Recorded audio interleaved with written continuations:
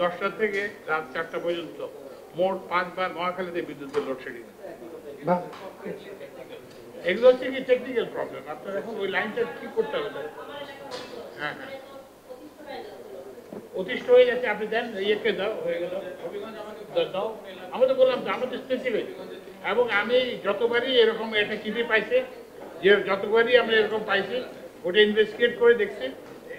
তো আমি কেমনে মাটি করলাম, ওদের সারা রমজান লিখি যে এখানে লোডশেডিং হয়েছে, ওখানে লোডশেডিং হয়েছে, এখানে এই হয়েছে সে হয়েছে, এইটাই তো আমাদের কাজ ছিল। তাই এবার তো কিছুই লিখতে পারলাম না। আর কে বললো যে ওই যে বলে স্যার প্রত্যেকবার লিখে যে রাস্তায় এখানে যানজট, ওখানে যানজট, ওখানে চাঁদাবাজি, ওখানে, এবার তো স্যার কিছুই লিখতে দিলেন না আপনি।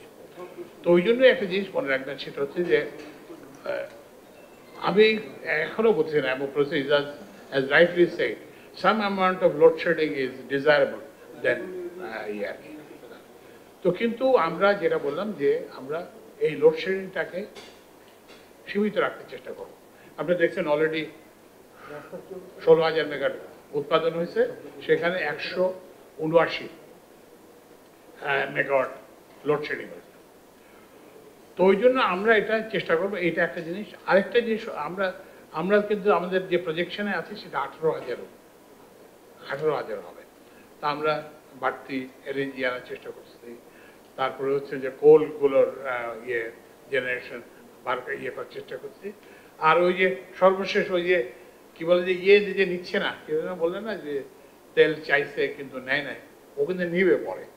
ও এখন হয়তো যেহেতু ম্যানেজ করতে পারতেছে কিন্তু এটা কিন্তু ইকোনমির ডাউন টার্নের সঙ্গে কোনো প্রশ্ন না। এই সবাই এখন এই যে কি যেন ওই যে সবাই বলছে ইকোনমিতে ডাউন টার্ন ছিল, কিন্তু এখন তো সেটা নাই। তো সুতরাং এইটা কি বলে যে আমরা আশা করি যে আমরা এটা ম্যানেজ করতে পারবো, এবং লোডশেডিং হবে না এটা বলবো না, কিন্তু লোডশেডিংটা সহনীয় মাত্রায় থাকবে। আরেকটা হচ্ছে গ্রাম ও শহরের মধ্যে পার্থক্য থাকবে না। আপনারা জানেন কি জানি না, আমি গতবার যখন বিদ্যুৎ সচিব ছিলাম, আমি তখন আমি ইয়েতে থাকতাম, ওই প্রাইভেট অ্যাপার্টমেন্টে থাকতাম। তো আমি বলে দিয়েছিলাম যে প্রথমে আমার এই ফিডারে লোডশেডিং স্টার্ট করে তারপর অন্য জায়গায় লোডশেডিং করে। তো আমরা এই জন্য যে আমরা লোডশেডিংটাকে সামারের ব্যাপারে লোডশেডিংটা সহনীয় মাত্রায় রাখার চেষ্টা করব, এবং এটার জন্য যা যা আয়োজন প্রয়োজন এগুলো করবো। কিন্তু একার দিন ওই যে একটা জানেন যে একটা আরেকটা জিনিস আপনাদের মনে রাখতে হবে, সেটা হচ্ছে একটা ইলেকট্রিসিটি ইজ এ 24/7 সিস্টেম। তো যে কোনো সময় যে কোনো জিনিস বিকল হয়ে যেতে পারে, খারাপ হয়ে যেতে, একটা বড় পাওয়ার প্ল্যান্ট বসে যেতে পারে। তারপরে হচ্ছে যে, এবং এইগুলো আবার মুশকিল হচ্ছে গরমকালে আরো বেশি হয়, তাই না? গরমকালে এই ধরনের ডিসরাপশন, ব্রেকডাউন এগুলো বেশি হয়।